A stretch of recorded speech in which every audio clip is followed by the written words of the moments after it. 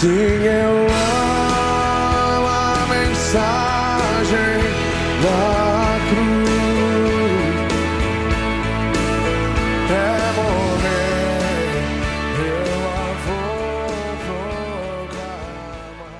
Quero agradecer a oportunidade, o convite, de estar aqui com vocês e pela honra que o Senhor nos concede de estar aqui falando dele, de sua palavra, essa palavra que um dia me alcançou e que alcançou cada um que está ouvindo, aqui esse serviço, essa rádio, essa palavra que está chegando no lado de cada um que está ouvindo.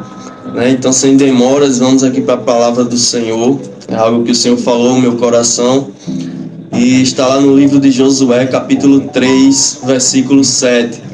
Ele vai dizer assim: aí o Senhor disse a Josué: por causa daquilo que vou fazer hoje, todo o povo de Israel vai saber que você é um grande homem.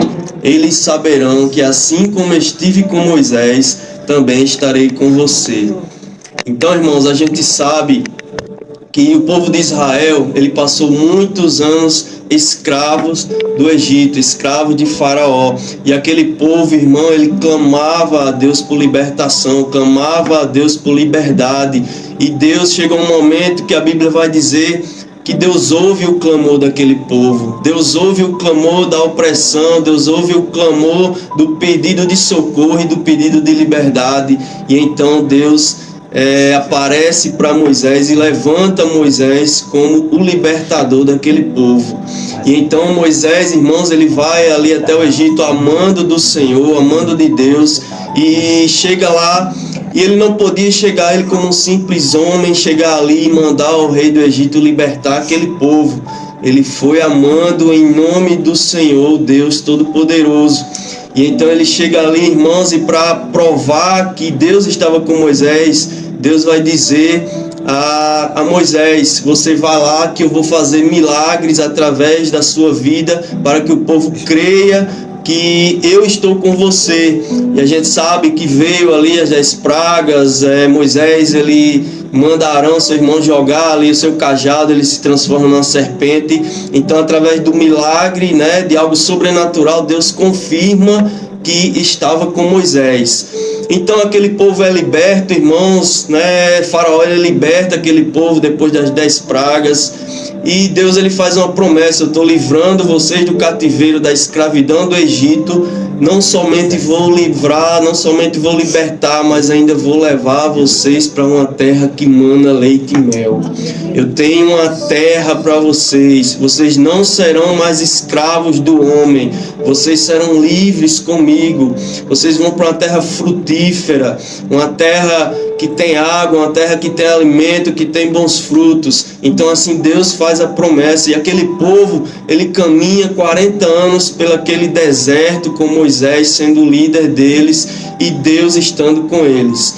Então, irmãos, quando eu meditava nessa palavra, eu lia lá em Êxodo que muitas vezes a gente ouve várias explicações sobre o deserto, Já ouvimos várias e várias explicações sobre deserto, pregadores falando. E eu vi que lá, quando eu lia, o Senhor dizia assim: Moisés, chegue ao rei do Egito, chegue ao faraó e diga: liberte o meu povo para que o meu povo me adore no deserto. Então, irmãos, eu não sei qual o momento que você está passando. Talvez você esteja passando por um deserto nesse momento. Mas deserto, irmão, não é lugar de murmurar. Deserto é lugar de adorar o Senhor. Irmão, deserto é lugar de preparação. Deserto é onde o Senhor vai lhe forjar para receber a terra prometida que Deus te prometeu. É o lugar onde você vai ser forjado, onde você vai ser capacitado pelo próprio Deus para receber aquilo que Ele já lhe prometeu um dia. Então, irmãos, aquele povo caminha 40 anos no deserto. E no fim desses 40 anos, Deus diz que chegou o momento ali de entregar a terra prometida, que chegou o momento de cumprir a promessa que Ele havia feito àquele povo. Então, mas Deus diz o seguinte: por desobediência, por idolatria, nenhum de vocês aqui vão entrar na terra prometida. E somente 2 homens iriam entrar na terra prometida, que foi Josué e Caleb. E por que, irmão Bismarck, somente eles 2 iriam entrar? por desobediência, irmãos. A gente sabe que Deus pediu para Moisés, em um certo momento, enviar 12 espias ali à terra de Canaã, e aqueles 12 homens foram ali ver se realmente a terra era boa, a terra era frutífera. E quando eles retornam, irmãos, 10 daqueles 12 homens, eles confirmam: sim, Senhor, realmente a terra é boa, a terra é frutífera, a terra mana leite e mel, mas lá existem gigantes. Nós não conseguimos, nós vamos perecer, nós vamos perder a batalha, nós não vamos conseguir receber essa terra que Deus nos prometeu. Mas então Josué e Caleb, irmãos, eles falam diferente. Eles creem na palavra que Deus havia prometido para eles e eles confirmam: sim, Senhor, realmente a terra é boa, a terra é frutífera, e sim, realmente existem gigantes naquele lugar, existem inimigos muito fortes, mas eles preferiram, irmãos, crer na palavra do Senhor, crer na promessa que Deus havia feito. E então, irmãos, Deus honra aqueles homens pela sua fé e diz: somente eles dois herdarão aquela terra que um dia eu prometi ao meu povo. Então, chega nesse momento, irmão, dessa passagem que a gente leu, né? É o momento em que Deus manda que o povo de Israel se reúna na margem do Rio Jordão, e que chegaria um momento em que os sacerdotes pegariam a Arca da Aliança e tomariam rumo, né, em direção a Canaã. Então Deus diz que aquele povo seguisse a Arca da Aliança, seguisse a presença de Deus, pois a gente sabe que a presença de Deus habitava na Arca da Aliança naquele tempo. E no capítulo 3, do versículo 2 ao versículo 4, vai dizer assim: 3 dias depois, os líderes passaram pelo meio do acampamento, dizendo ao povo: quando vocês virem os sacerdotes levitas carregando a Arca da Aliança do Senhor nosso Deus, arrumem as suas coisas e sigam a arca. Assim vocês ficarão sabendo para onde ir, pois nunca passaram por esse caminho. Porém, não cheguem perto da arca, fiquem longe dela, mais ou menos 1 quilômetro. Então, irmãos, a ordem de Deus era clara: siga a presença do Senhor, pois Ele vai guiar vocês por um caminho que vocês não conhecem. Então, irmãos, nós como crentes, nós como evangélicos, né? E a gente tem que seguir a direção do Senhor. A gente tem que colocar Deus à frente de cada projeto, de cada sonho, de cada plano na nossa vida. A nossa irmã Maria Valéria estava nos contando no início de seu sonho. Ela tinha pouco recurso, mas ela não avançou sem antes consultar o Senhor. Então, irmãos, a gente vemos que Deus honrou a fé dela, Deus honrou a confiança que ela tinha na direção do Senhor. E assim temos que caminhar com o Senhor, colocando Deus à frente da nossa vida, irmãos. Tem um detalhe no final do versículo 4 que o Senhor diz que eles não fiquem muito perto da arca, pois a gente sabe que assim, dessa forma, Uzá, ele morreu, né? Quando o rei Davi trazia novamente a arca de volta para Jerusalém, ele toca ali na arca, imediatamente a vida dele é ceifada. Então ele diz: não chegue muito perto da arca, siga a arca, mas não chegue muito perto, fique a mais ou menos 1 quilômetro de distância. Irmãos, eles não podiam chegar tão perto para que a glória de Deus não fulminasse a vida dele, e eles não podiam também estar muito longe para não perder a presença do Senhor de vista. Então, irmãos, muitas vezes a gente tem essa presença do Senhor graças ao sacrifício que o Senhor Jesus Cristo fez por nós. Antigamente a presença de Deus habitava somente na Arca da Aliança, mas hoje, pelo tão grande amor que Deus tem pela minha e pela sua vida, Ele enviou o seu Filho unigênito, seu único Filho Jesus Cristo, para morrer na cruz e ressuscitar ao terceiro dia, para que todo aquele que nele crê não pereça, mas tenha a vida eterna. E por esse sacrifício, irmãos, a presença do Senhor está ao nosso alcance. Você não precisa estar a 1 quilômetro de distância da presença do Senhor. Você não, independente de qual distância você esteja, irmãos, através do Espírito Santo de Deus, você tem Deus no seu coração, aonde você estiver, irmãos. Aonde você estiver, Deus está com você. Aonde você estiver, aonde você clamar ao Senhor, o Senhor está de ouvidos abertos para ouvir o seu clamor, para ouvir o seu pedido de socorro. E somos gratos ao Senhor pelo sacrifício dele por cada um de nós. Amém, irmãos? A gente avança aqui na leitura no versículo 7, 8 e 13, ele vai dizer assim: aí o Senhor disse a Josué: por causa daquilo que vou fazer hoje, todo o povo de Israel vai saber que você é um grande homem. Eles saberão que assim como estive com Moisés, também estarei com você. Dê aos sacerdotes que estão carregando a arca a seguinte ordem: quando chegarem ao rio, parem dentro da água, dentro da margem. Então Josué disse versículo 13: quando os sacerdotes que estão carregando a arca da aliança do Senhor Deus, o Senhor de toda a terra, puserem os pés dentro da água, o Jordão vai parar de correr e as águas da parte de cima ficarão amontoadas num lugar. A gente vê, irmãos, que Deus dá ordem para que os sacerdotes entrem no Rio Jordão, e no momento em que os sacerdotes pisam naquele rio, a água do Rio Jordão para de correr e ele fica seco, irmãos. E a palavra vai dizer que os sacerdotes ficam ali parados no meio do rio para que o povo atravesse o rio seco, assim como aconteceu com Moisés lá no deserto, em que o Senhor abriu o mar vermelho. Então, irmãos, a gente percebe aqui que Deus dá uma ordem àquele povo.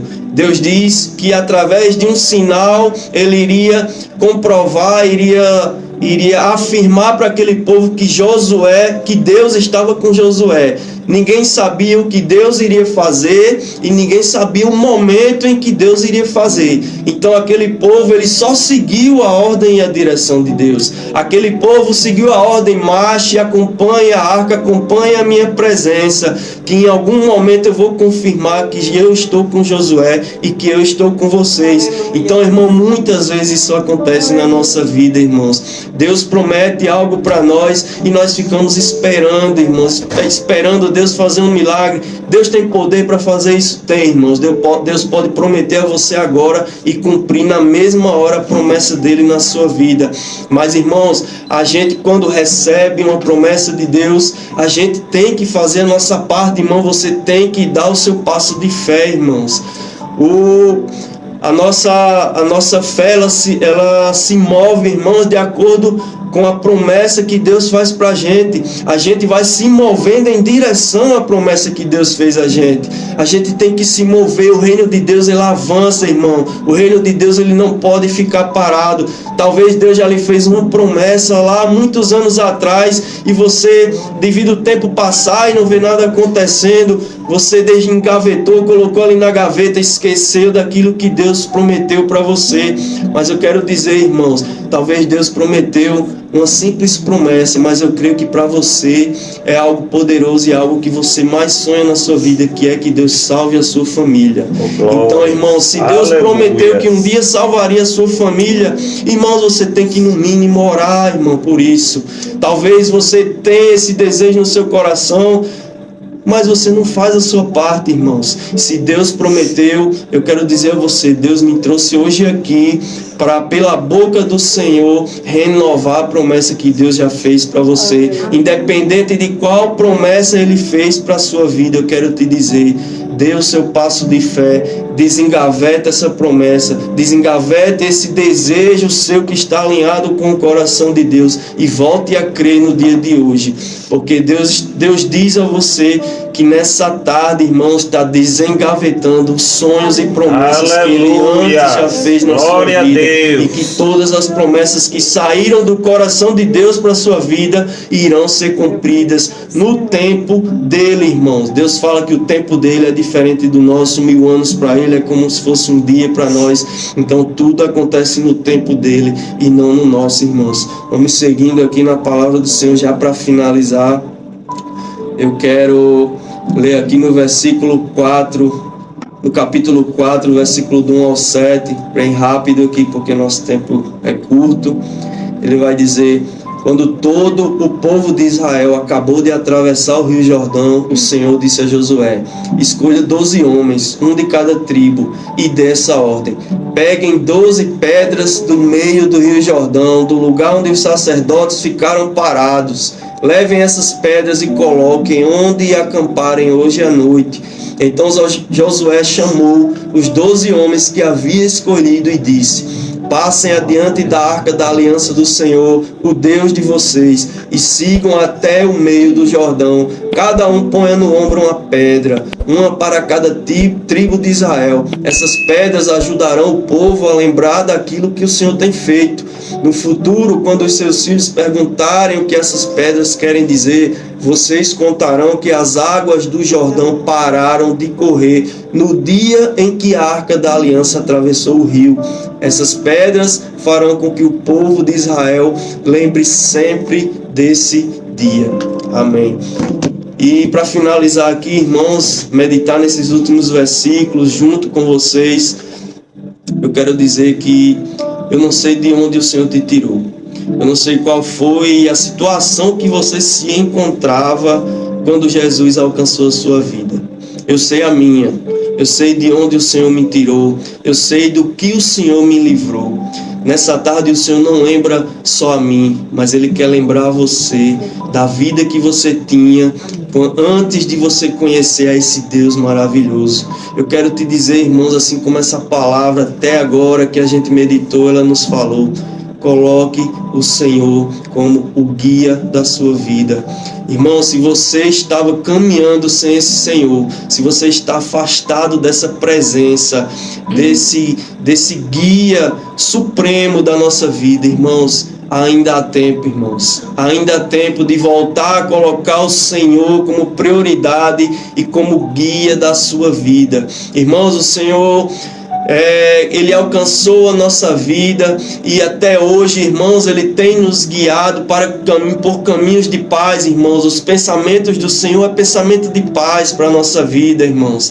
Então, o Senhor tem o melhor caminho para cada um de nós. O Senhor nos ama tanto, irmãos, que deu o seu Filho para cada um de nós, irmãos, crermos nele e termos os nossos pecados perdoados, irmãos. O Senhor nos amou tanto, irmãos, que entregou o seu Filho por cada um de nós. Não é merecimento, irmãos, nós não merecemos isso, é graça. É porque Ele nos ama, Ele nos deu a oportunidade, irmãos, de, através desse sacrifício, andar caminhando com Ele, glorificando tudo o que Ele já fez por cada um de nós, irmãos.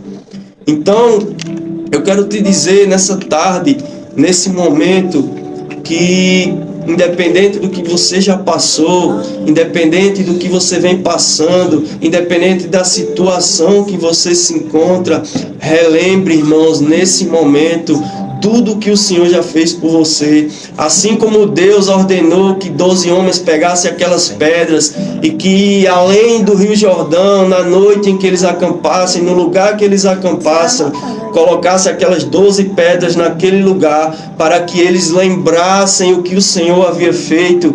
Eu digo a você nessa tarde, o Senhor vem te dizer: lembre, irmãos, do que o Senhor já fez por você. Lembre de onde o Senhor lhe tirou. Irmãos, o Senhor lhe tirou da escravidão do pecado. O Senhor lhe tirou da escravidão de Satanás. Você servia a Satanás, irmão. Você vivia na treva. Você vivia preso ao seu desejo, à sua carne, aos seus prazeres. Mas o Senhor lhe libertou. O Senhor alcançou a sua vida. E hoje o Senhor lhe faz relembrar, irmãos, que o sacrifício do Senhor Jesus não pode ser em vão, irmãos. Não pode ser em vão esse sacrifício que o Senhor Jesus Cristo fez pela sua vida. Você saiu das trevas e hoje você está na maravilhosa luz, na presença do nosso Senhor Jesus Cristo. Então, para finalizar, irmãos, eu quero dizer: Coloque o Senhor na direção dos seus planos. Coloque o Senhor à frente da sua vida. Coloque a sua família novamente em oração, irmãos. O Senhor preza muito pela sua casa. O Senhor preza muito pela sua família. O Senhor ama a sua vida. Eu não sei o que estão dizendo para você, mas o Senhor ama a sua vida. O Senhor ama você e você é importante para Deus.